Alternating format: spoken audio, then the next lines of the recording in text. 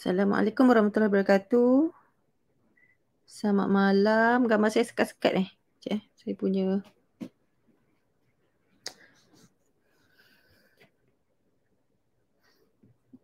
Selamat malam. Gambar saya sekat-sekat ke? Cuba. Ada tak yang boleh komen? Adakah gambar saya tersekat-sekat? Sebab saya rasa line internet macam perlahan.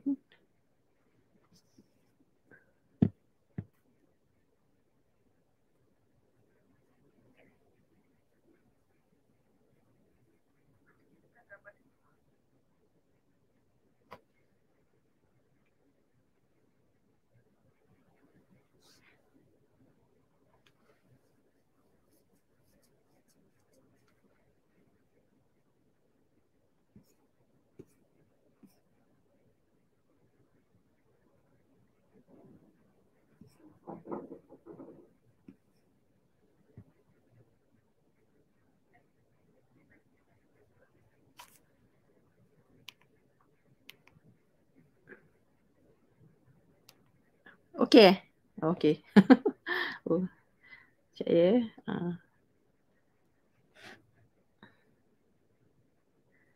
Saya punya ni ke yang tersangkut ni? Sekejap. Tak sangkut-sangkut Saya punya internet ke yang tersangkut menyebabkan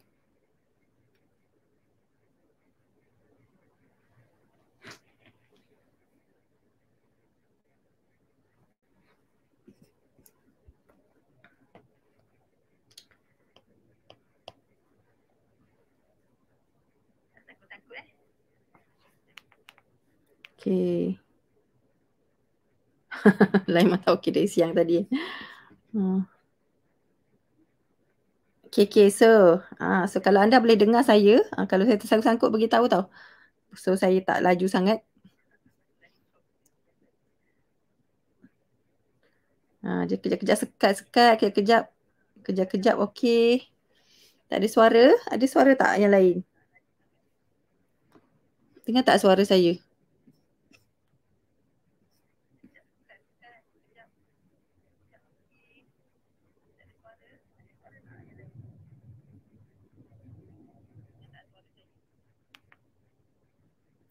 Okay. Saya check dekat saya punya phone ada suara. Mungkin boleh keluar masuk balik kot. Dengar tak suara saya? Dia sekejap sangkut ya.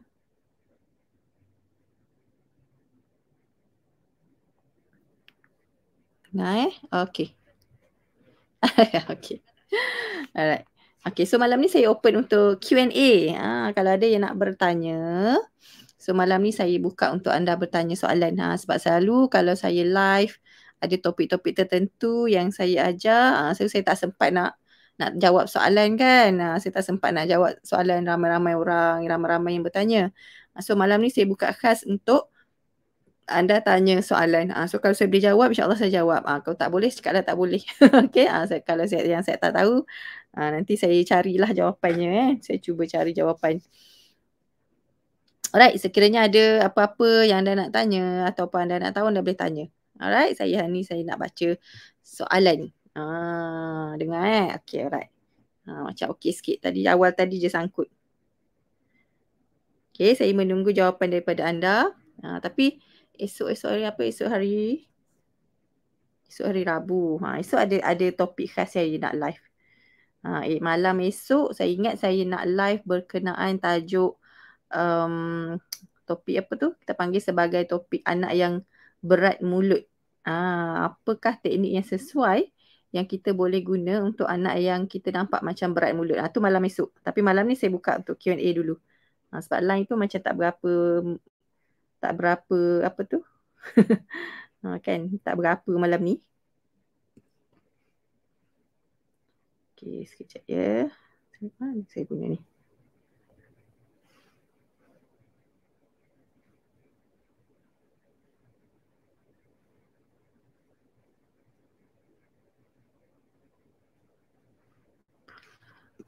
Okay.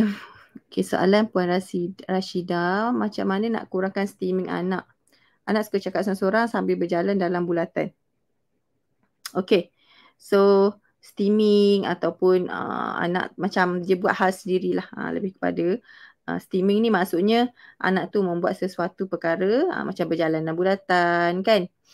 So itu biasanya biasanya anak-anak yang mengalami sama ada mungkin kita panggil sebagai simptom-simptom ataupun simptom-simptom lah ataupun simptom ataupun kita panggil traits, autism traits. Biasanya anak-anak yang ada autism ataupun ada masalah dengan sensory kan, yang tu kena consult lebih lanjut lah dengan occupational therapist kalau ada masalah sensory semua. Tapi selalunya lah ini antara perkara-perkara yang anda boleh lakukan untuk anak yang contoh anak tu tengah steaming ni macam-macam. Steaming ni macam-macam. Mungkin dia tengah kibas tangan dia ataupun mungkin tengah ketuk benda ke dinding ke kan something, ataupun berjalan pusing dalam bulatan, ataupun dia mengeluarkan bunyi ataupun bercakap semua tu lah. Alright, itu adalah steaming. Maksudnya dia buat benda tu untuk supaya dia rasa lebih untuk menenangkan diri dia. Dia buat macam tu dia orang akan tenang. So kalau part yang sensory, macam mana nak betulkan sensory tu better consult dengan occupational therapist. Tapi yang ni saya nak explain ataupun saya nak bagi teknik yang anda boleh gunakan untuk kita convert. Kita nak tukar anak tu daripada berada dalam keadaan yang bersendirian. Maksudnya dalam dunia dia, dalam dunia dia, dan kita nak bawa dia supaya dia interact dengan kita. Kita nak bawa dia keluar daripada dunia dia dan kita nak berkomunikasi dengan dia. Sebab kita tak nak dia berterusan. Steaming ni kadang-kadang kalau anak-anak yang ada isu dengan sensory semua, dia kena buat, dia akan buat. Tapi berbalik kepada kita macam mana kita respon supaya anak ni sedar yang kita ada dengan dia dan kita boleh tukarkan that steaming punya behaviour kepada something yang lebih meaningful. So macam ni. Dia ada beberapa teknik lah. Dia ada beberapa teknik yang boleh pakai. Tapi antara lah yang saya pernah belajar adalah untuk anak, contohnya anak yang mungkin steaming, yang mungkin tangan kibas, buat dia apa yang dia buat lah, pusing-pusing atau kibas-kibas macam ni ke, tak kisah. So kita boleh pergi pada anak tu dan kita cuba buat apa yang dia buat.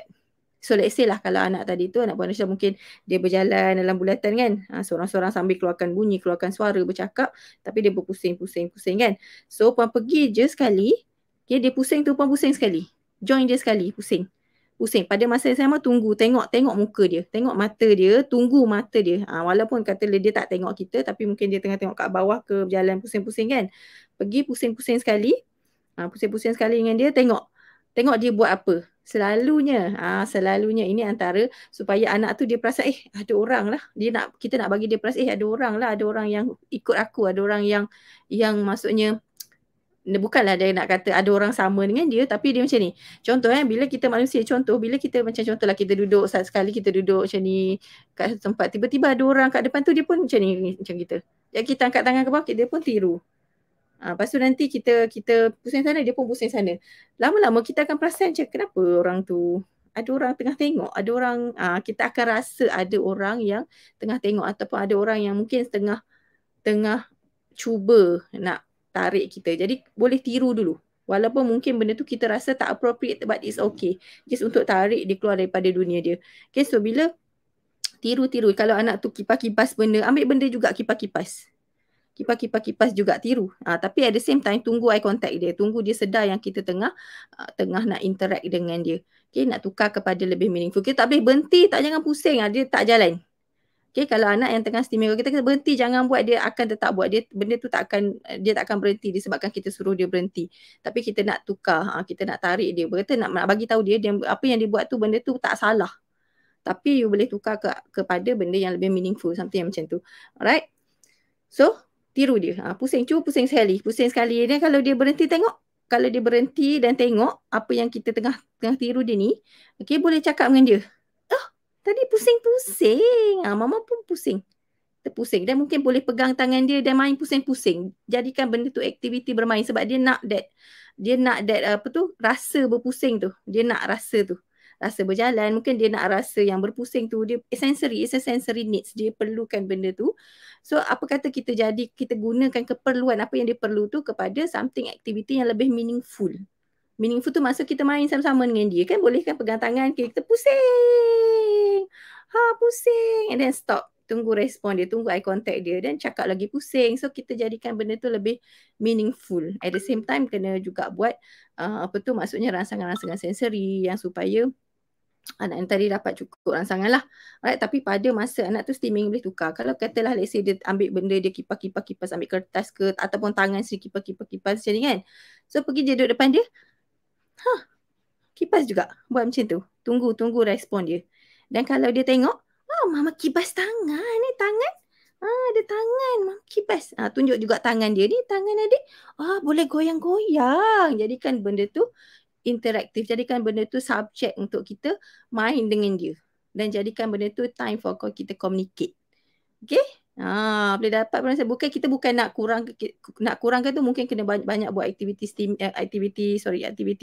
sensory. Kena improve on the sensory part. Tapi yang lebih penting adalah macam mana kita boleh tukar kepada that situation kepada something yang lebih meaningful.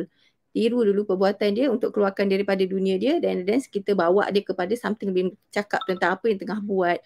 Kita pun boleh buat benda tu, benda tu tak pelik dan kita sama-sama buat, bagi dia aware, bagi dia sedar ada orang dengan dia, bagi dia sedar. Nak bagi rasa, kita tak nak supaya dia rasa aku bersendirian dalam dunia aku. Okay, ada orang yang faham dia dan ada orang boleh bawa dia keluar dan kita cuba memahami apa yang dia sedang lalui lah. Okay, dapat Puan Rashidah. Puan Nadira. Jika kita dah dapat kena pasti something wrong dengan pembesaran bayi, apa terapi sendiri rumah yang perlukan bagi bantuan? Okay, dia banyak tau. Pembesaran bayi ni dia banyak aspek. Dia banyak aspek.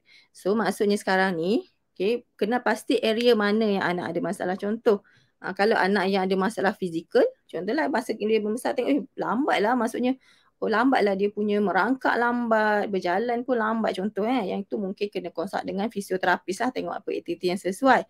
Kena check lah juga ada tak kaitan dengan muscle, otot dia okey ke tak ataupun koordinasi ke. So kena check dengan professionals lah apa sebenarnya dia punya yang efek yang menyebabkan dia lambat. Ataupun kalau let's say kita nampak anak ni tadi kurang eye contact, kurang kita panggil kurang babbling, kurang mengeluarkan suara daripada kecil, maksudnya kita panggil pun dia mungkin tak ada respon sangat ke, contohlah. Maksudnya the area, what area yang anak tadi kurang, so kita buat kita buat rangsangan pada bahagian itu. Dia tak ada spesifik, maksudnya kalau kecil nampak kurang, buat rangsangan gambar. Tapi kalau anak tu daripada baby umur 1 tahun, umur 2 tahun, bawah 2 tahun kan, especially apa yang anda kena buat, apa yang kita kena buat sebenarnya, especially anak yang tak delay pun kena buat. Apa yang kita kena buat adalah main. Sebab daripada bermainlah sebenarnya dia akan belajar banyak benda, kemahiran yang dia dapat pada diri dia, kebanyakan kemahiran termasuk kemahiran fizikal, termasuk kepada kekuatan otot, termasuk kepada motor skill, fine motor, gross motor, termasuk bahasa, termasuk eye contact, termasuk dengan language, everything adalah true play. Banyakkan main dengan anak. Itu benda yang memang wajib dibuat. Dia bukan wajib. Yang itu kalau kita nak bentuk skill anak daripada kecil memang kena main. Sebab daripada bermain dia akan membentuk kognitif yang sihat, kognitif yang develop dengan baik. Kurang bermain, kognitif tak terbentuk dengan kemahiran berfikir tak bagus, kemahiran menyelesaikan masalah tak bagus, dia akan lambat pada banyak aspek. Macam tu. So banyakkan main, macam-macam jenis permainan. Dan tak semestinya bermain tu kena ada toys yang kena dibeli setiap masa. Tak semestinya main, nama je main, anything is a play untuk kanak-kanak, termasuk kalau dia sapu sampah pun itulah adalah bermain pada dia. Dia bukan buat kerja rumah tau, dia tengah main. Kan kalau dia sepahkan barang kat rumah tu pun sebenarnya dia tengah main. Kan, tapi kita kena tunjuk the way of playing tu macam mana nak susahkan lagi. Okey, dah reti main tolak kereta, macam mana nak tingkatkan lagi. Tolak kereta kat atas jalan pula ke, ataupun kereta tu ada orang naik kat kereta pula ke. Ada dinosaur naik kereta. So it's different. Maksudnya tadi tu hanya tolak je. Tapi sekarang ni pemikiran lebih ni ada benda lain, boleh naik kereta, boleh tolak, kita sampai kat sana, berhenti. Dia lebih kepada daripada hanya functional kepada something yang lebih pretend, yang memerlukan lebih banyak berfikir, something macam tu. Play skill tu kena establish. Daripada play baru sebenarnya akan sangat banyak kemahiran yang terbentuk kat situ. Right? So jangan skip bermain. Jangan biar anak skip bermain. Kalau anak suka tengok kipas bila dah off. Suka tengok kipas. Dia tengok dia buat apa? Dia tengok je ke ataupun dia main? Kalau dia tengok tapi dia macam dia godek-godek, dia cuba pegang apa jadi, cuba tengok-tengok. Yang tu mungkin dia tengah explore. Dia tengah nak tahu apa benda ni tadi pusing, sekarang berhenti. Faham tak? Dia tengah nak memahami apa benda tu sebenarnya. Kenapa tadi pusing ni boleh berhenti pula? Kenapa bentuk dia macam tu? Dia tengah explore. Kan? Dia tengok tu and then satu lagi saya nak ya, kalau anak tengok sesuatu jangan fikir benda tu normal tak normal. Kita yang kena turn that situation to be meaningful. Every situation kalau dengan anak-anak kita kena bantu untuk jadi meaningful. Of course. Anak tu dia tak faham banyak benda, kita yang kena shapekan benda tu untuk dia faham. Sekarang ni dia cuba nak, mungkin dia tak faham kipas tu apa benda, kipas ni kan contohlah. Kita lah yang kena pergi tu kipas bagi tahu. Kipas ni tutup kat sini, buka kat sini, tunjuk bagi dia faham apa benda tu, kenapa benda tu pusing, kenapa benda tu berhenti. That's a learning process. Dia bukannya dapat reti benda tu sendiri, tiba-tiba tahu, electrical semua tu tak tahu. Okay, so kita yang kena tunjuk dekat dia benda tu untuk dia faham. Dia bukan kisah normal ke tak normal. Anak duduk diam normal ke tak? Kalau memang duduk diam, kalau kita tidak mengajak dia main, duduk diam saja, itu normal lah. Normal lah untuk dia yang tak pandai main tu. Tapi tak pandai main tu tak normal. Okay. So jangan fikir benda tu normal. Always jadikan every moment tu kita kena bagi anak tu faham dan jadikan dia meaningful. Dia faham dia situation. Kita kena explain, kena tunjuk. Tapi explain dalam ayat yang pendek lah, yang simple. Janganlah complicated sangat. Tak perlulah complicated. Sini ada elektrik, cucukkan. Tak perlu. Tu terlalu complicated sangat. Okay, tu saya cakap, ni butang. Tekan. Dah pusing. Tekan ni pula tutup. Dah berhenti. Tutup. So, just to understand benda tu. Alright. Tak payah fikir normal ke tak normal. Kalau benda tu, just ajar anak tu. Kalau nampak anak tu tak tahu, ajar je. Itu je. Nampak dia tak tahu, ajar. Kita dia banyak fikir sangat normal, tak normal, normal, tak normal. Ajar tak pernah. Macam mana kan?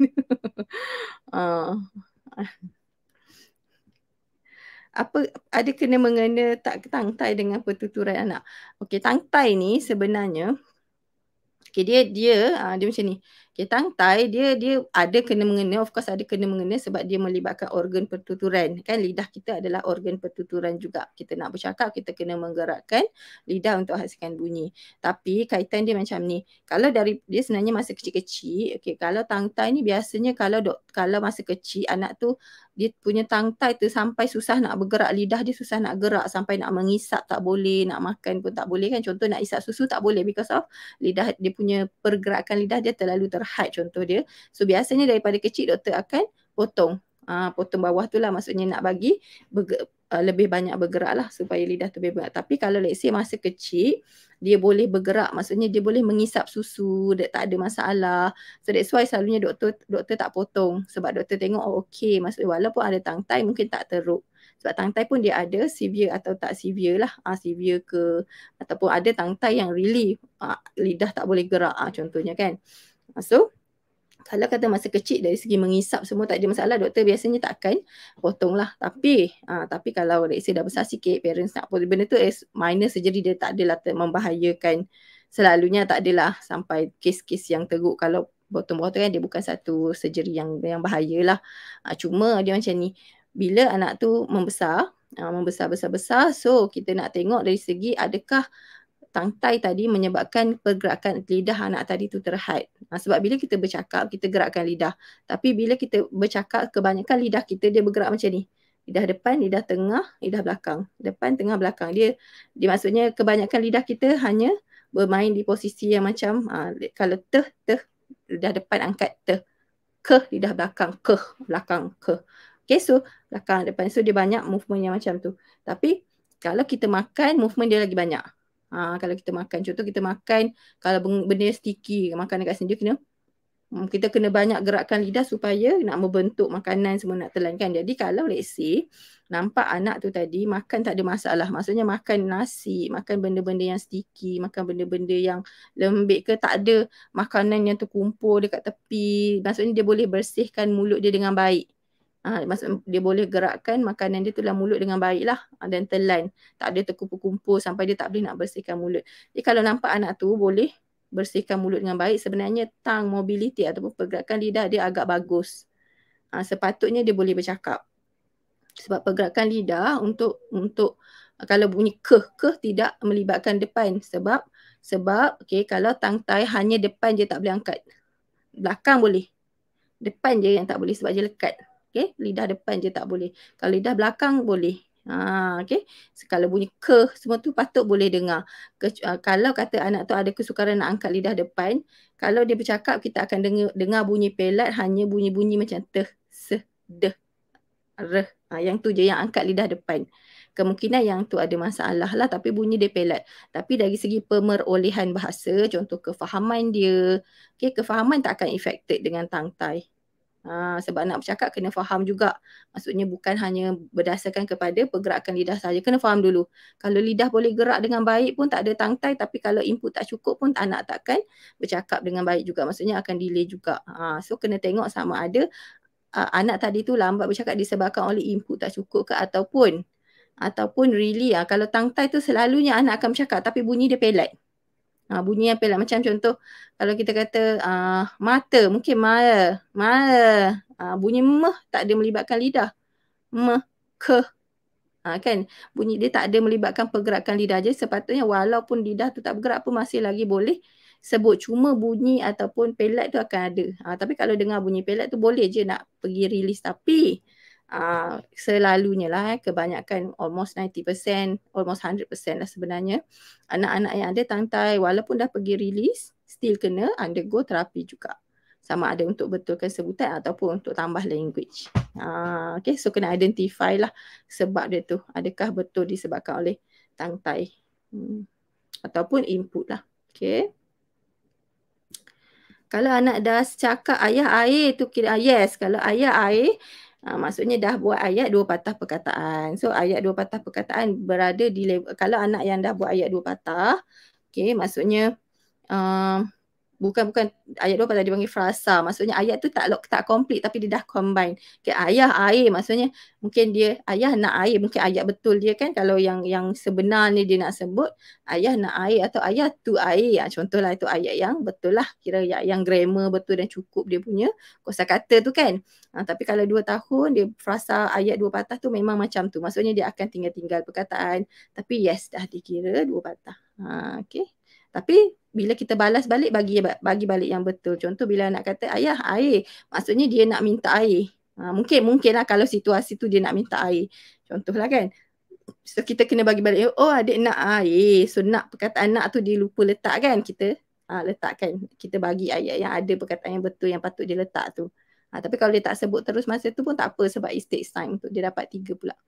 Right? Okay. Macam mana nak ajar anak setahun 3 bulan minta susu. Okay, so kalau belum bercakap, selalunya kita akan tengok dulu bahasa non-verbal dia ada ke tak ada. Okay, kalau kita tak boleh bercakap satu bahasa, contoh ni paling mudah lah. Contoh kita pergi satu negara yang kita tak reti bahasa orang tu. Pergi Jepun, kita tak tahu cakap Jepun. Nak minta dalam bahasa Jepun pun tak tahu. Susu, katalah makanan dalam bahasa Jepun pun kita tak tahu. Pergi kosong-kosong ni contohnya, tak tahu perkataan kan. So tak tahu, tak boleh cakap pun lagi, nak cakap macam mana bahasa Jepun pun tak tahu contoh. So kita nak minta sesuatu daripada orang, apa yang kita buat? Itulah yang kita kena ajar anak untuk buat. Contoh kalau biasanya kalau saya tak tahu orang lain kan. Kalau tak tahu saya akan gunakan gesture. Contoh kita tunjuk. Akan tunjuk benda yang kita nak.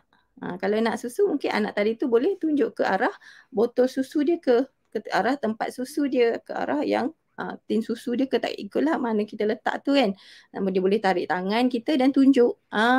Tu maksudnya dia minta menggunakan non-verbal. Ataupun dia tarik tangan. Dia tarik tangan bawa pergi ke bekas susu. Ke tempat susu dia. Itu adalah minta. Kalau non-verbal, kalau anak yang belum verbal, maksudnya belum ada perkataan, kita kena ajar dia untuk menggunakan gesture dulu. Of course, gesture tu dia dapat dulu sebelum bercakap sebenarnya. Menunjuk, tarik tangan dia dapat dulu sebelum boleh bercakap. Even kalau dalam sebenarnya setahun 3 bulan, kalau lah masih belum ada first word, masih lagi normal. Cuma kena tengok dari sudut kefahaman dia. Boleh tak dia pakai gesture? So kalau 3 bulan masih lagi tak boleh tunjuk, tak reti nak tunjuk, kena ajar yang tu. Kena ajar. So setiap kali kata dia nak susu, dia tarik tangan ke apa, tu ambil tak apa, kalau benda tu tinggi, dia tak boleh nak apa tu, tak capai ke apa, ajar bertunjuk. Kalau tak susu pun benda-benda lain pun boleh. Kan kita boleh minta dengan gesture. Ataupun kalau benda yang depan mata, yang katalah dekat tangan kita, kita nak bagi, minta macam ni. Kan, contoh kita ada biskut kat tangan kita, ada biskut. So kalau dia nak, dia buat tangan macam ni, tu minta lah tu. Guna gesture minta. Ataupun kalau benda tu jauh, tak boleh dicapai, tunjuk. So itu adalah skill yang kita kena ajar anak lah. Setiap kali nak bagi, nak, adik nak. So ambil tangan dia, buatkan dulu. Kalau nak tunjuk pun sama, ambil ke tangan dia, tolong tunjukkan dan baru ambil benda tu dan bagi. Sebab kita nak ajar skill menunjuk. Nak bagi dia faham, bila dia tunjuk dia boleh dapat. Bila dia buat macam ni dia boleh dapat. Untuk meminta, tujuan dia untuk requesting. Alright?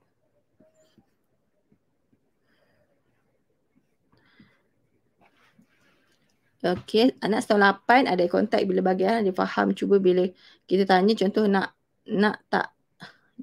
tak sambil anggut, dia tak pandai anggut atau geleng. Dan kalau nak minta something, dia jerit. Dia tak pandai nak cakap nak tu. Jerit tanda minta tolong kita ambilkan. Tapi dia dah boleh panggil mama pada bahasa alien. Okay. Okay. So, bagi arahan dia dah faham. So, tapi kena tengok balik lah arahan tu dalam bentuk yang kita masih lagi kena tunjuk ataupun hanya verbal sahaja. Sebab kadang-kadang ni jangan nampak anak tu faham arahan kita assume anak tu akan terus bercakap. Sebab arahan boleh difahami dalam pelbagai bentuk. Kadang-kadang kita tak sedar, kita bagi arahan, kita tunjuk. Kita bahagi arahan ikut situasi. Jadi anak tu sebenarnya dia boleh agak lah. Dia tengok kita tunjuk kat mana, dia ambil je lah. Contoh kan.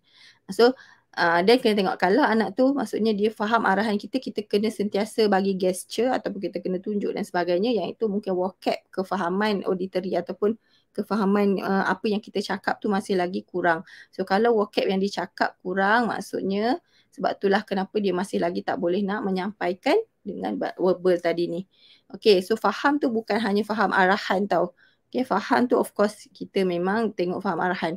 Faham ni sebenarnya yang pertama yes arahan, dan yang kedua adalah kita kena faham, kita kena tengok anak ni faham tak vocab yang ada yang kita cakapkan pada dia. Contoh. Contoh kita tak payah tunjuk apa-apa, cuma adik cuba adik lompat. Contohlah kan. So dia lompat, tengok dia boleh buat tak tanpa kita perlu tunjuk. Kan kalau kita kena buat lompat dulu baru dia buat, mungkin dia tiru. Dia faham lagi perkataan lompat tu. Ataupun adik buka pintu. Kalau duduk depan pintu kita tunjuk tombol pintu, adik buka pintu dek. Dia buat tu mungkin dia faham sebab dah duduk depan pintu, kita tunjuk kat tombol, buka je lah. Maksudnya pegang je lah tombol tu. Kan maksudnya adakah dia really faham perkataan buka dan pintu tadi tu. Tanpa kalau let's say kita tak ada duduk depan pintu, ataupun cakap adik buka pintu, dia tahu tak buka pintu tu tanpa perlu kita bantu. Itu adalah kefahaman yang dia kena ada. Kefahaman dipanggil sebagai kefahaman apa yang dia dengar. Dia tak perlu tengok kita tunjuk everything. Okay. So macam minta bila dia jerit, kan, dan kita ambilkan. So yang ini dia dah biasa. Mungkin dia dah biasa. Kalau dia jerit dia akan dapat dengan cepat. Dia jerit, dia dah dapat dengan cepat. So dia trigger. Dia kata, aku kena jerit, baru aku dapat barang. Bila aku jerit, baru mak akan bagi aku barang. Dia dah biasa. Mungkin dia dah buat benda tu banyak kali dan dia nampak kesannya. So dia akan keep doing it lah. Dia akan keep buat the same. Sebab dia bukannya tahu jerit tu tak appropriate ke apa, dia tak tahu, kita yang tahu kan. So dia akan buat benda tu sebab dia rasa itulah teknik yang paling berkesan untuk dia buat bila dia nak something. Okay, so kena tukar. Just tukar. Maksudnya sekarang ni katalah kalau dia jerit, jangan bagi lagi. Sebab kalau di time dia jerit tu kita bagi, dia akan mengukuhkan dia punya teori yang dia simpan. Okay, aku kena jerit untuk aku dapat benda. Aku kena jerit baru mak panik. Dia akan dapat cepat. Kadang-kadang kalau tak jerit, kita macam lambat-lambat. Bila jerit dapat cepat kan. So dia tahu dah tu. Dia dah tahu dah teknik tu. So time dia jerit tu, jangan bagi. Walaupun kita tahu dia nak apa. Jangan bagi, tapi kita tanya macam, Nak apa? Nak tu susu. Nak ni biskut ke?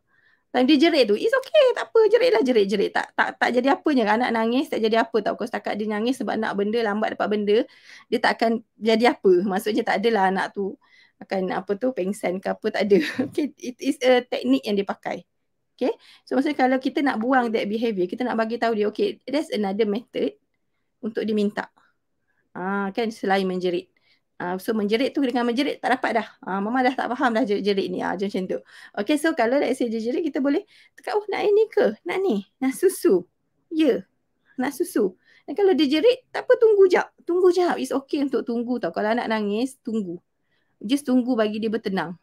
Dan time yang dia bertenang tu, katalah let's say dia tunjuk or something, tunjuk pun dah bagus. Kalau tak cakap, mungkin vocab dia tak cukup bagus lagi ataupun dia tak boleh nak sebut lagi. So kalau dia tunjuk pun dah bagus, sebab tunjuk pun dah dikira sebagai komunikasi yang bagus. Okay, untuk anak yang kurang vocab. So let's say kata dia dah nangis, dia cakap, dia tunjuk, oh nak susu, dan baru kita respon. Oh nak susu, nak susu, adik nak susu yang tu. So dia tahu, okay sekarang ni that gesture yang membantu dia untuk dapat sesuatu. So mungkin bila kita kerap buat macam tu, dia akan tukar. Daripada menjerit, dia akan guna gesture, dia akan tunjuk pula. Sebab dia dah dapat new teknik yang dia tahu, oh ini akan membuatkan dia dapat something. Tapi kena repeat lah benda tu. At the same time, pada masa tunjuk tu, kita kena sebut dan perkenalkan every vocab yang ada. Okay, so vocab dia kena bertambah, baru dia akan boleh bercakap lah, boleh sebut. Okay.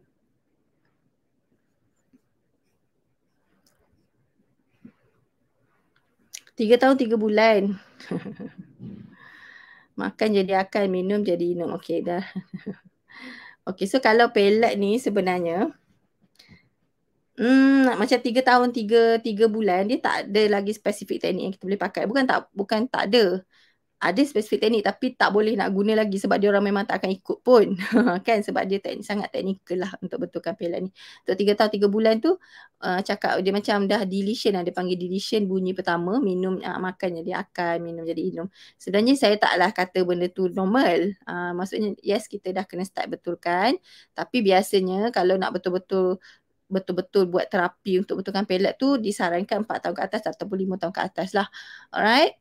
So tapi kalau yang macam ni, contoh kalau dia kata makan jadi akan, so kita makan, makan, kita tekankan bunyi depan tu, makan, tekankan sikit, gunakan teknik highlighting banyak sikit, makan. Ataupun macam apa tu, kalau macam baju jadi aju, baju, ni baju, bunyi depan tu kita tekankan, just tekankan. Just buat benda tu dulu je, banyak-banyak tengok macam mana. Sebab yang cakap uji betul deletion ni sometimes dia take time sikit untuk kalau dah sampai 4 tahun ke atas, 5 tahun masih lagi tak betul, yang tu pergi jumpa speech lah. Dia ada teknik yang lebih spesifik yang kita boleh pakai. Tapi kalau 3 tahun lebih, jumpa speech dia tak akan buat lagi lah masa ni. Okay.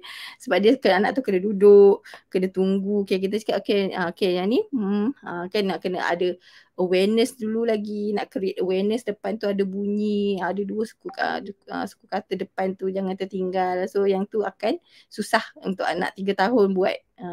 Okay. So just banyakkan guna teknik highlighting dulu.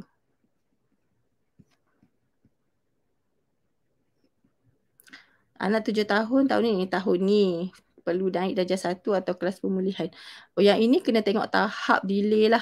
Puan kena tengok tahap delay tau. Sebab kalau sekolah ni dia orang ada kriteria kan, kelas apa tu? Kelas kita panggil kelas integrasi. Dia ada beberapa jenis kelas integrasi, dia ada kelas memang untuk apa tu, pendidikan khas. Ada kelas perdana lah, dalam perdana ni kelas yang biasa lah. Tapi dia kena tengok level delay anak. Kan, sebab ada kes-kes yang anak yang ada delay tapi bolehlah bercakap, cuma dia memang ada delay, boleh faham arahan, kalau cikgu bagi arahan pun boleh juga follow, tapi mungkin tak sampai ke level yang tinggi sangat macam umur dia lah, mungkin ada sikit delay. So biasanya ada hari tu cikgu-cikgu mungkin dia tengok juga, kalau anak tu nampak macam bolehlah jawab soalan, bolehlah sikit-sikit walaupun yang tak panjang ke contohnya kan.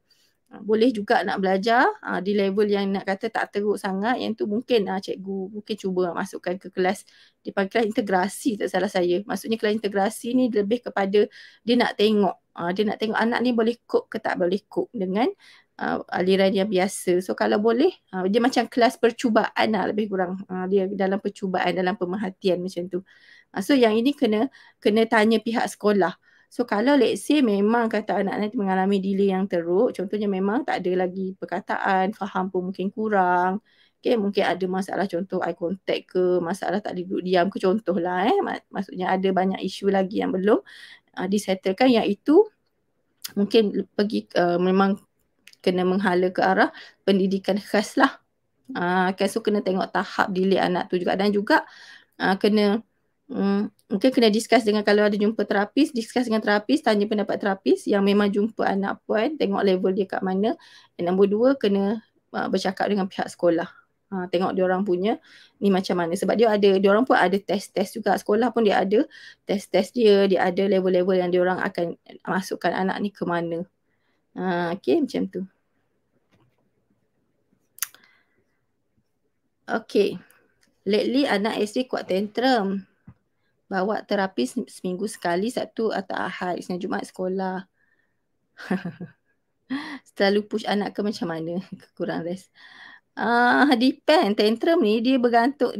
Tantrum ni saya tak boleh nak bagi sebab saya tak tengok. Saya tak tahu jadual dia macam mana secara tepat. So sebenarnya tantrum ni boleh jadi sebab banyak perkara. Contoh ada banyak kesnya. Contoh, kita ada student yang mungkin daripada awal masuk belajar, maksudnya masuk terapi tak tantrum pun. Elok je buat aktiviti, kita pegang dia buat. Maksudnya boleh pegang tangan, boleh tolong untuk buat everything. Tiba-tiba bila dah menjalani terapi, kan dalam beberapa sesi dia dah start dapat awareness, yang dia perasan aku kena belajar lah, rupanya dia start aware. Oh alamak, nanti pergi sini aku kena buat something yang aku tak suka, sebab maksudnya contoh aku tak suka melompat tapi nanti kena lompat. Nanti aku kena tunggu giliran, kena menunggu pula, kena ikut cakap cikgu contoh belajar tu satu benda yang memang kena buat benda-benda tu mungkin kan tak adalah orang terlalu suka nak belajar tu. Okay, jadi dia akan start sedar yang dia kena buat banyak benda, dia kena follow banyak instruction. Jadi dia rasa macam alamak tak nak buat. So tantrum can be an excuse. Kalau behavior mungkin excuse sebab dia cuba mencari jalan supaya dia tak perlu buat sesuatu benda yang dia tak suka. Okay, tapi kalau kita rasa benda tu perlu dan buat, dan bagi je, tak ada masalah, because of kita tahu dia perlukan benda tu tapi dia tak suka. Dia tak nak dapat rangsangan-rangsangan yang baru. So dia tantrum. So boleh jadi itu. Ataupun kalau yang apa tu, maksudnya kalau let's say kalau kata sekolah Isnin sampai Jumaat separuh hari kan, dia bukan full day kan. Kalau separuh hari mungkin tak adalah terlalu sangat. Kecuali kalau every day, sebab ada je student yang pergi EIP pun every day juga. Kan lagilah banyak rangsangan yang dia dapat sebab EIP, early intervention. Jadi dia akan sentiasa diberikan terapi setiap hari. Jadi kena tengok, kecuali kalau memang pagi petang kelas, pagi Sabtu Ahad pun ada kelas lagi, itu mungkin. Maksudnya dia mungkin dah meltdown ke. Kena tengok juga sama ada tantrum ataupun meltdown. Ini kita tanya OT lah meltdown ni. Meltdown ni disebabkan oleh dia dah terlalu banyak sangat input sampai dia tak boleh nak handle. Macam kita lah, pergi kelas terlalu banyak sangat input sampai kita dah rasa tepu, badan dah rasa memang tak boleh nak handle. So kemungkinan akan meltdown juga. So kena tengok tantrum ni dia banyak sebab. Okay, sama ada memang dia buat benda tu on behavior purpose. Sebab anak ni kadang-kadang dia itu adalah tantrum ni adalah cara untuk diorang memberitahu satu yang dia nak protes. Okay, yang ni tak nak, ni tak suka, ni tak suka, ni tak nak buat. So dia cuba protes dengan cara yang macam tu. Tapi kita kena tengoklah adakah protes tu betul ataupun adakah kita kena follow ataupun tidak. Okay, ataupun meltdown ke, itu kena check lah. Untuk meltdown tu kena check, kena really check lah yang tu.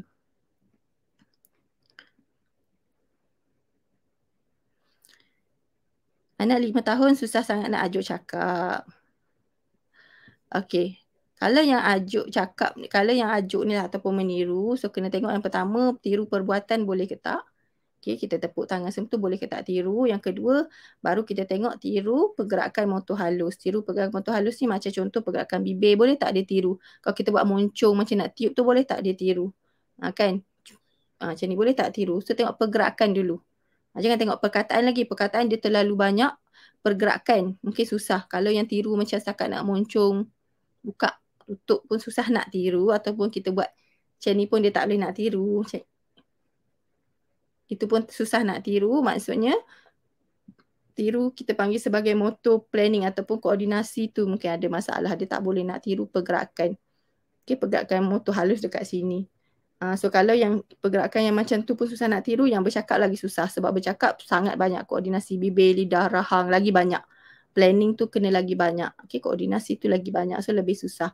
Jadi kalau 5 tahun ke atas ni, sebenarnya saya sarankan untuk jumpa speech untuk check. Untuk check koordinasi. Koordinasi ataupun dipanggil sebagai motor planning. Nak tengok pergerakan berulang boleh ke tak tiru. Adakah benda tu melibatkan saraf ataupun tidak. Sebab dah 5 tahun dah boleh check. Tapi kalau anak tadi ni ada masalah attention, masalah eye contact, semua tu yes. Yang itu maksudnya yang itu memang kadang-kadang disebabkan oleh masalah attention semua tadi ni. Menyebabkan dia masih lagi tak tiru. Tapi kalau anak tu attention bagus, kefahaman boleh faham kita cakap apa, cuma tak boleh nak tiru pergerakan, yang ni pergi check. Okay, jumpa speech dan check on dia punya motor planning nama dia. Alright.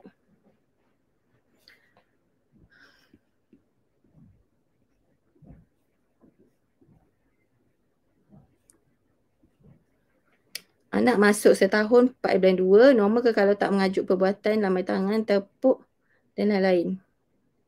Nak masuk setahun 4 bulan 2. Okey, nak masuk setahun 4 bulan 2.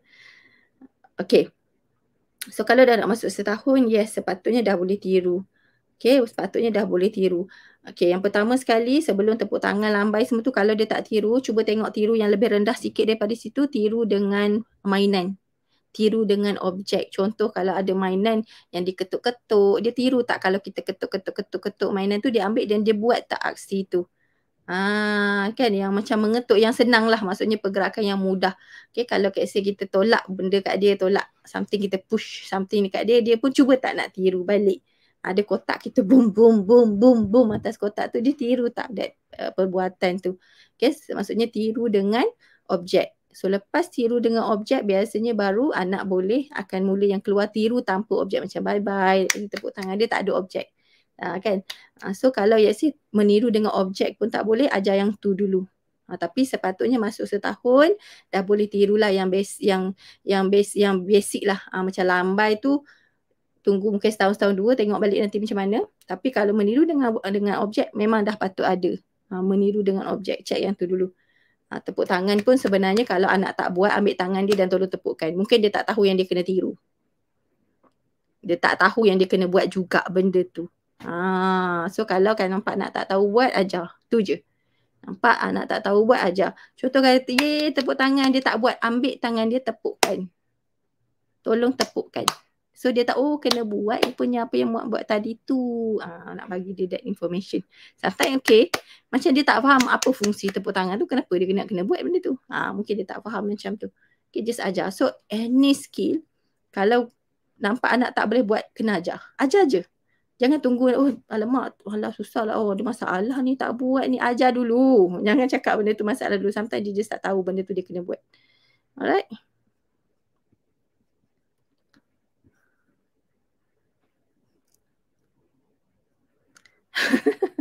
Anak kata 8 saya nak ikut belajar tapi melata. Sekarang dia dah terikut melata.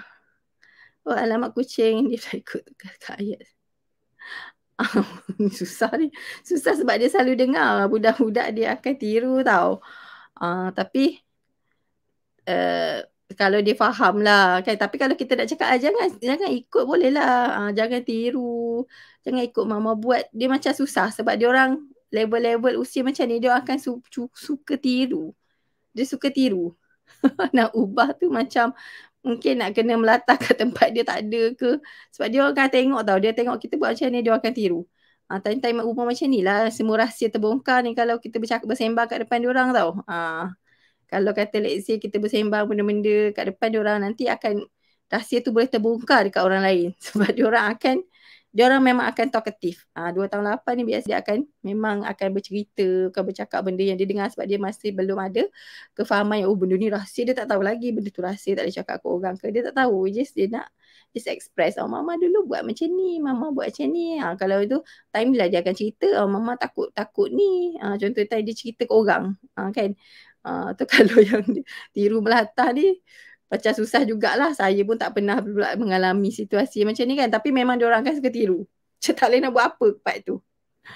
Tapi hopefully dia tak lekat lah. Okay, hopefully tak lekat. Kadang-kadang dia tiru je. Tapi apa tu, kalau let's say lah, let's say dia menggunakan benda tu saja-saja sendiri. Kan kalau kita nak kata tak boleh pun sebab kita tersebut. Kalau kita tak boleh, kenapa? Dia tak boleh, kita boleh je, mak boleh je. Kan, ataupun kalau dia faham boleh explain. Okay, mak melatah jangan ajuk tau. Jangan-jangan ni. Ataupun orang lain yang kena cakapkan, mungkin ayah ke. Kan, macam mak melatah, anak tiru dan buat cakap, jangan macam tu mama melatah, adik tak boleh. Maksudnya explain cara macam tu. Okay.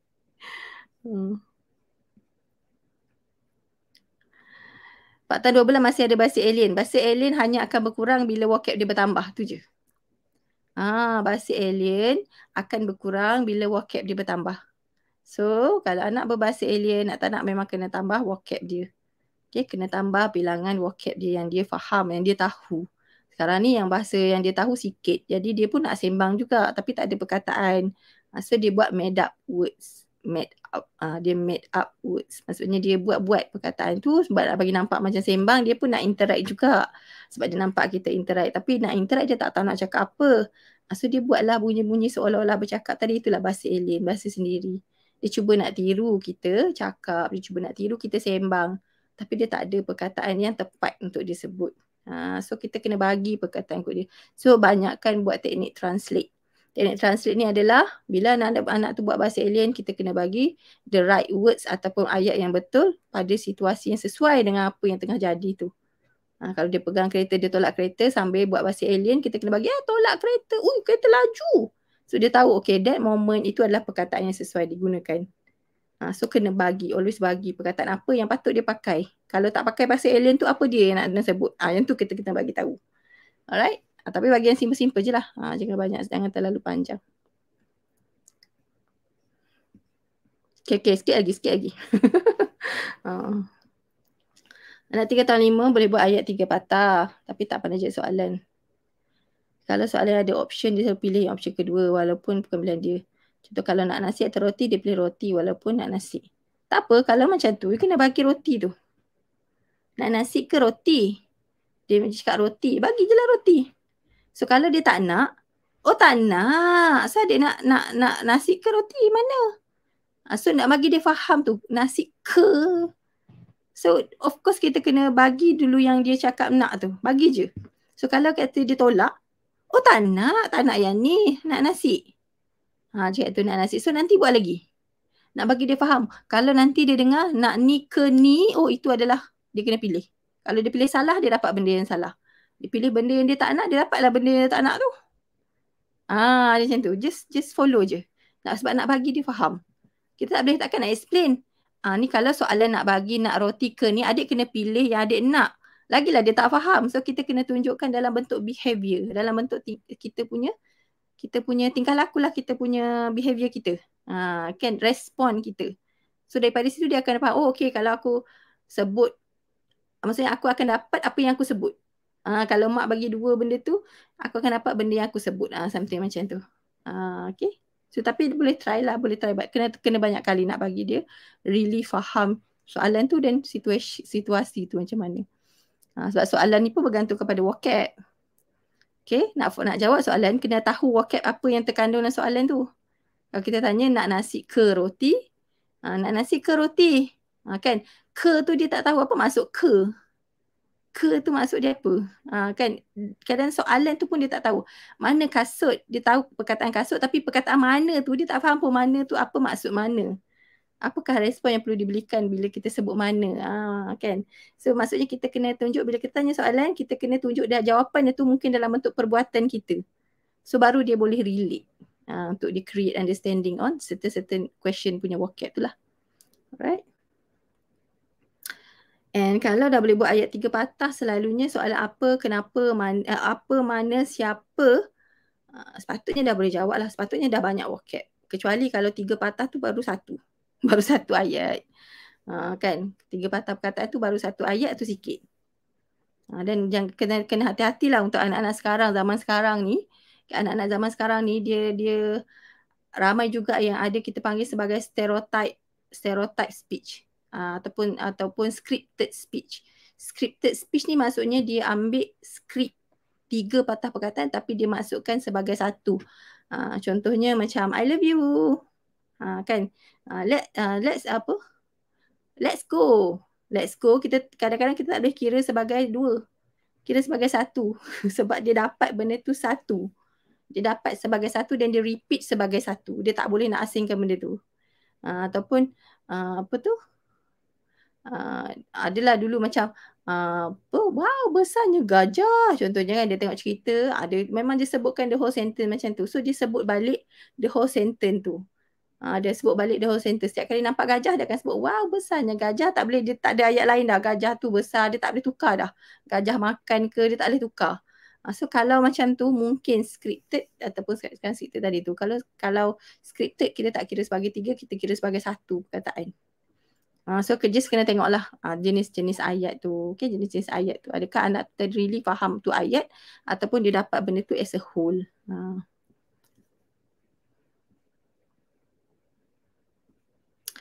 tahun 4 bulan kuat sentap.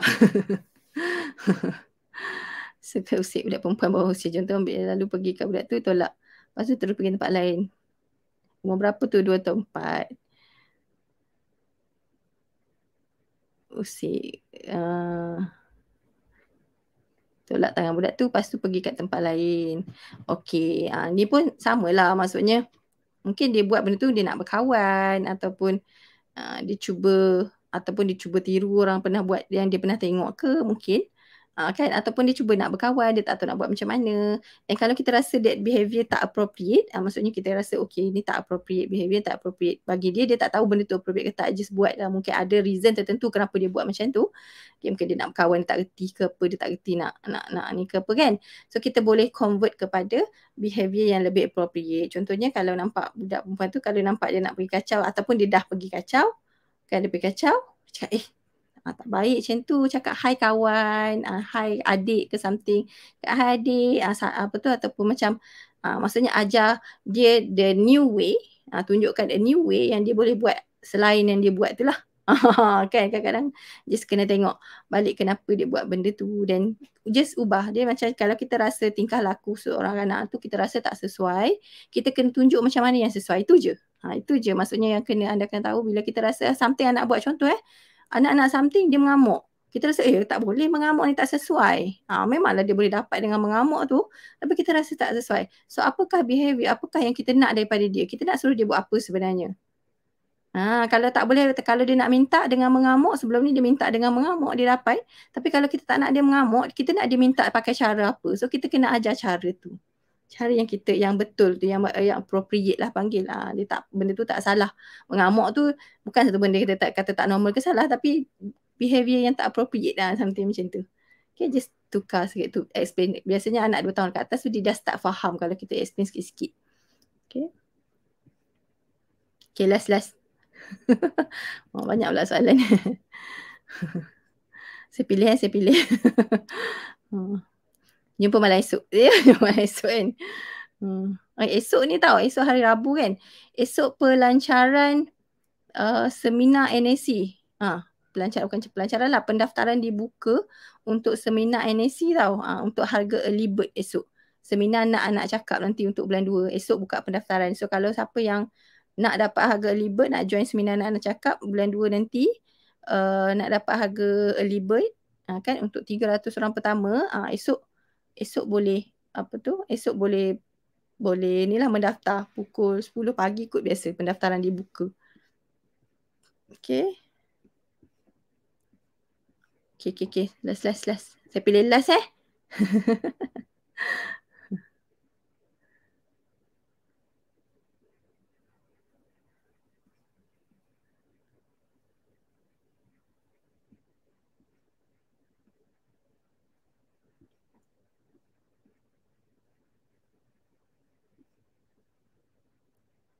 Suka mengelamun macam mana tu? Kena dia distract.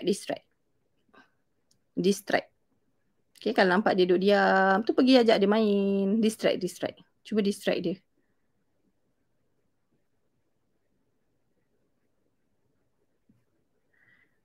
So dia dah ada 3 words guna PAX. Macam mana nak tambah words? Tambah words guna PAX ke tambah words verbal?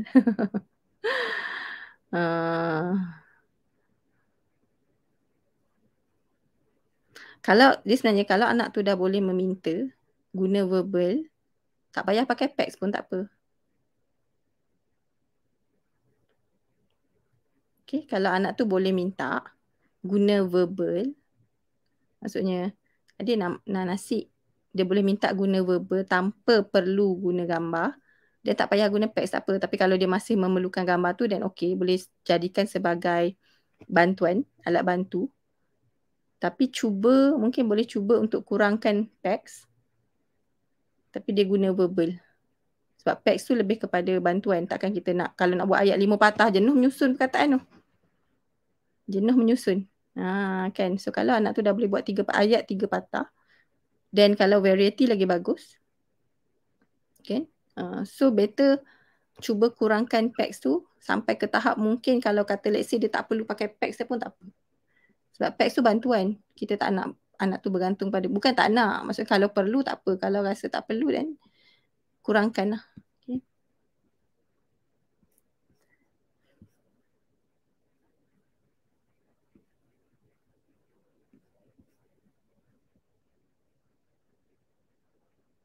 Okay. Mesti cari satu soalan. Anak ada banyak perkataan tapi dah boleh sebut tapi tak tahu nak menyembang. Tak tahu nak tanya. Okay. So kalau tak pandai bersembang ni, bersembang dia macam ni tau. Kadang-kadang dia bersembang bukan macam kita bersembang tau. Bukan macam kita bersembang dengan kawan kita yang boleh berbalas-balasan. Okay, dia kalau kata anak tu boleh jawab soalan kita. Contoh kita kata, ni apa ni? Dia pun jawab, cat. Oh, cat nak pergi sana Oh, cat ada kawan ni, dek. Ni kawan dia. Kawan dia kawan dengan siapa ni? Tu dia jawab, dog. Tu sembang lah tu. Tu sembang. Maksudnya sembang ni adalah kemahiran untuk mengambil giliran. Sembang itu, okay, bagi kanak-kanak, apa yang kita kena tengok adalah kemahiran mengambil giliran. Pengalaman mengambil giliran tu maksudnya boleh tak dia reply balik ataupun respon balik. Even kalau anak tu boleh pakai gesture pun dikira sebagai sembang juga. Contoh nak jadi sembang yang panjang, turns tu kena banyak. Dia panggil sebagai turns. Turns. Okay. Yang ni masuk NSC saya ajar. Tapi betul lah, memang masuk seminar nak cakap saya ajar detail. Tapi turns, macam mana turns ni adalah, turns tu adalah macam mana dia bergile-gile tu. Bergile-gile cakap itu dah sembang. Maksudnya kalau kita kata, adik kalau kita bagi arah adik, mana ada cat tak kat sini? Mesti tunjuk. Kan, ada cat tak sini, dia tunjuk. Itu adalah dikira sebagai turn. Ada cat. Yang ni? Ni siapa pula? Kan dia tanya. Dan mungkin dia jawab yang tu, contohlah. Kan, itu adalah turns. Maksudnya satu turn, dia respon dan kita balas balik, and then dia respon balik, kita balas lagi, dia respon balik. So respon tu can be verbal ataupun non-verbal. So kalau dia boleh berbalas macam tu, itu dah kira sebagai kemahiran untuk turn taking ataupun untuk bersembang lah tu untuk anak-anak. So bila vocab dia lebih banyak, sepatutnya dia lebih tahu. Dan yang kedua, kenapa anak tak boleh sembang juga, yang kedua adalah kena tengok vocab yang dia ada sekarang adalah vocab apa. Okay, vocab apa. Maksudnya kalau dia banyak color, kalau dia banyak, dia tahu shape, dia tahu color, dia tahu ABC, dia tahu numbers, selalunya yang ini diajar atas labeling. Maksudnya dia ajar melabel. Contoh dia dapat benda tu, kita selalu label kan. 1, 2, 3, kita label. Ataupun ni, yellow, ni green. So di label. Ataupun kalau kita tengok video pun dia lebih kepada melabel juga. Contoh nanti dia keluar gambar green dia bagi tahu. Itu labeling nama dia. Dia bukan sembang tau, dia labeling. So selalunya kalau anak dapat vocab ni, kadang tu vocab dia orang banyak tapi semuanya labeling. Dia tengok gambar dia akan label. Maksudnya dia label cow, cat, gajah, apa, dia label. It's a labeling. So labeling ni yes, dia tak tahu macam mana nak buat two-way communication. Dia tak tahu, tak reti. So skill yang berbeza tau. Skill bercakap dengan two-way communication dia berbeza. Skill yang kemahiran yang berbeza. Okay, kalau anak boleh bercakap, belum tentu boleh berkomunikasi. Belum tentu boleh bersembang. Sebab kebanyakan kalau anak tu belajar dengan cara labeling, dia akan melabel. So kena tengok macam mana anak tu dapat. So kita kena tunjuk macam mana nak guna in the conversation. Apakah perkataan dia. Dia kena tunjuk macam mana nak pakai. Contoh kalau kata dia kenal nama-nama haiwan, kena ada nama haiwan ke objek ke, belajar bersembang dengan dia lah. Duduk, interact. Mama nampak gajah ni. Mama ada gajah tengah sembang lah tu. Jangan asyik tanya je. Jangan tanya ni apa. Itu memang labeling sepanjang masa. Apa-apa itu akan menggalakkan anak tu untuk melabel. Kita kena tunjuk bersembang tu bukan hanya tanya soalan, bercerita pun bersembang kan. So kita kena tunjuk apa benda yang nak diceritakan pada gambar tu, kena tunjuk contoh dulu. Oh mama nampak gajah. Oh gajah tengah buat makan lah. Oh dia tengah makan lah, kena bagi tahu. Ni dia makan kan, makan ni. Dia makan nyam, sedap. Cerita. Dan tunggu jap, tengok dia respon apa. So kalau anak tu tunjuk kat something, dia tunjuk, dia bagi tahu something, kita kena respon. Kita nak bagi tahu dia, okay, this is the way to respond on other people punya speech. Kan? So kalau dia tunjuk-tunjuk, tiger, dia label tiger. So jangan sambung dengan soalan. Jangan tanya, tiger. Jangan sambung dengan soalan. You sambung dengan cerita. Dia kata tiger. Tiger. Wow. Dia macam ni, dia gigit nanti. So kita jadikan benda tu interaction. Jangan keep asking, jangan buat labeling. Labeling dia tak sembang lah, dia keep label lah. So kena tengok which area yang anak tu ada masalah. Adakah memang ada masalah turn taking, ataupun dia tak tahu macam mana nak interact, ataupun tak ada skill two-way communication tadi ni. Right?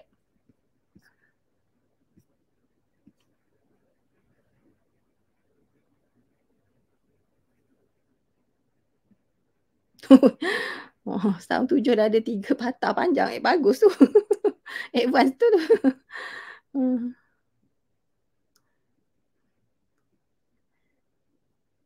Okay. Kita tu pukul 11.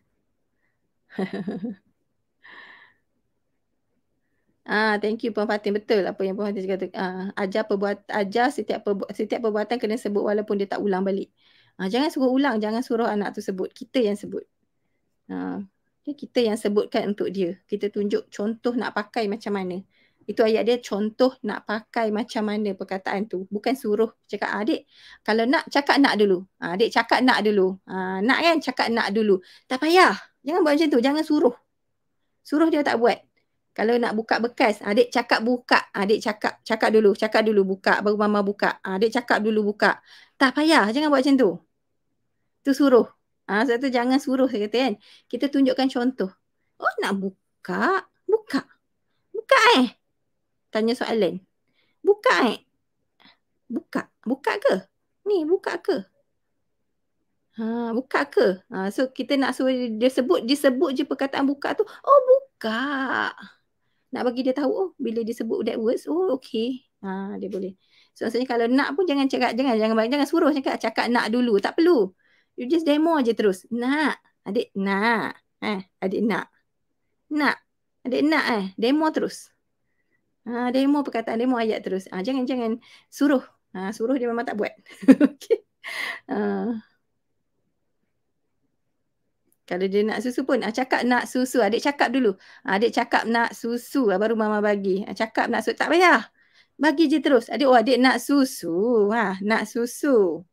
Okey, nak susu. Bagi. Dia tak sebut balik masa tu pun tak apa. So, jadi more natural. Kalau kita suruh, dia memang tak buat. Itu je. Kita pun macam, kenapalah kena. Kan dia jadi macam tak natural lah. Alright? Tu aja dah masuk teknik sikit dah tu. Okay.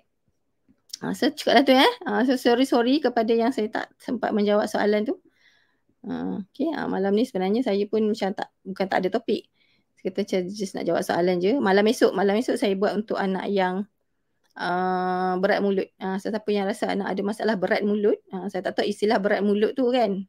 Sebenarnya istilah berat mulut tu bukannya anak tu malas. Tu berat mulut bukan anak tu malas nak cakap, tapi ada benda yang dia tak ada yang menyebabkan dia jadi berat. Bukan sebab dia malas. Okay. Bukan sebab malas. Alright. Okay. Itu saja dari saya. Thank you so much pada yang join. Minta maaf pada yang soalan tak terjawab, dan minta maaf juga kalau ada yang terkasar bahasa. Kadang-kadang saya menjawab tu saya straightforward. Ayat saya straightforward. Okey, jangan sentak pula. Alright, saya bukannya apa tu, nak mengutuk ataupun mengeji ke, jauhlah mengeji ataupun menghina sesiapa. Bukan, saya just nak bagi tahu supaya anda faham. Alright, kalau yang dah biasa join tu biasalah, kadang-kadang saya memang cakap je. Saya perlu cakap apa yang saya perlu cakap. Alright, so minta maaf lah kalau ada yang baru masuk ke, tersentap ke, saya terkasar sikit ke apa ke kan. Ah. Alright, so hopefully dapat memberikan some information untuk anda malam ni. So kita jumpa esok insya-Allah. Doakan saya dimudahkan urusan esok, saya nak live esok. Okey. So sekarang sebab tengah kuarantin ni sebenarnya. Kuarantin kat rumah ni. Okey. Alright, so itu saja saya. Thank you so much pada anda. Kita jumpa lagi insya-Allah malam esok. Okey, insya-Allah untuk topik anak berat mulut. Bukan malas cakap tapi ada benda tak cukup. Okey, so saya ajar teknik dia macam mana nak buat untuk anak yang berat mulut esok. Alright, itu saja. Assalamualaikum. Selamat malam. Bye.